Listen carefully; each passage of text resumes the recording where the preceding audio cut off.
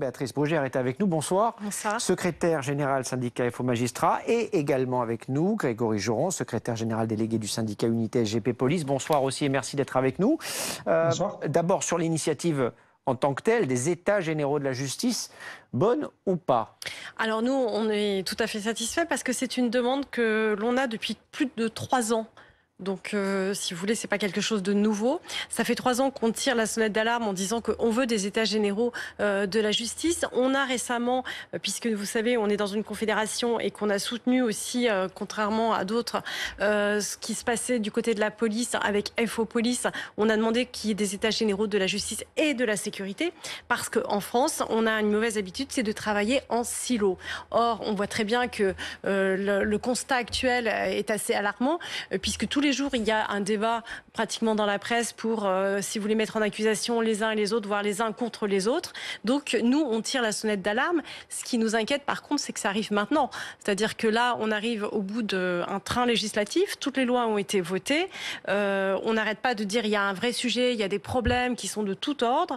Et là, on arrive en fin de mandat. Donc, à la fois, on est content et à la fois, on est un peu interrogatif aussi sur ce que ça peut donner. Est-ce que c'est une opération de communication? On sera très vigilant. Ou est-ce que vraiment il y a la volonté de faire un diagnostic partagé? Grégory Joron, sur l'initiative, vous aussi, et corrigez-moi si je me trompe, vous êtes plutôt pour. Ces états généraux, à quoi doivent-ils servir pour vous? Oui, plutôt pour, évidemment, puisque je ne vais pas reprendre les propos de Béatrice à l'instant. On a signé 2 tribunes communes qui ont été publiées dans le Figaro et dans le Monde là-dessus, où on demandait des états généraux, en posant un constat d'ailleurs sur l'état de cette chaîne pénale, en faisant déjà quelques propositions, donc plutôt pour, et ensuite quelle sera l'occasion. J'ai envie de dire, il faut très, très rapidement définir les objectifs qu'on doit atteindre, puisque je pense que le constat est globalement identique et posé de la même manière par tous les acteurs. Mais vos objectifs à vous, quels sont-ils? Eh bien, ils sont déjà de l'ordre de la politique pénale, puisque je pense qu'avant de tout vouloir changer, il faut peut-être regarder ce qu'on a fait. Ça a été dit aussi juste avant.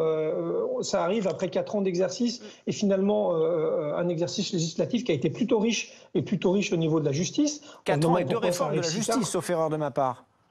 Tout à fait, donc c'est bien ce que je dis, de réforme de la justice. Et finalement, aujourd'hui, on nous demande notre avis. Donc, est-ce que c'est pas trop tard?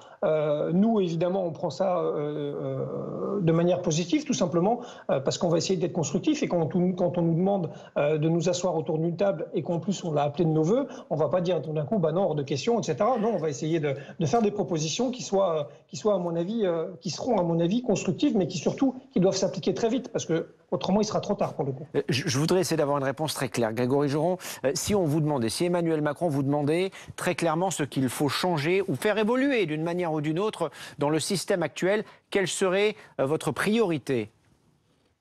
Moi, je pense que la priorité, ça serait encore une fois, ça serait la politique pénale. Ça a été fait au travers de dépêches du garde des Sceaux le lendemain de notre table ronde au Beauvau de la sécurité, mais on ne va pas assez loin. Je pense que depuis des années, il y a eu un espèce de détricotage de la sanction pénale qui fait qu'aujourd'hui, elle a perdu de son sens. Donc, les premières choses à mettre en place, c'est vraiment une politique pénale qui soit cohérente. Je prends un exemple tout simple. On ne peut pas vouloir faire, par exemple, de la lutte contre les violences conjugales ou intrafamiliales une priorité, ce qui me semble être une évidence, et de l'autre côté, avoir des circulaires ou des lois qui prévoient un aménagement de peine, même pour ces multiréitérants, particulièrement sur ces faits-là. Je pense qu'aujourd'hui, la justice, à mon sens, elle doit être chirurgicale. On doit établir et dire que pour certains faits, la société ne peut plus les accepter. Et c'est d'ailleurs le cas. Ces faits de violence conjugale, ces faits de violence contre les forces de l'ordre, aujourd'hui, notre société n'est plus en capacité de les accepter et il faut être ferme, et que la justice doit être ferme et chirurgicale à l'endroit de ses auteurs. Béatrice.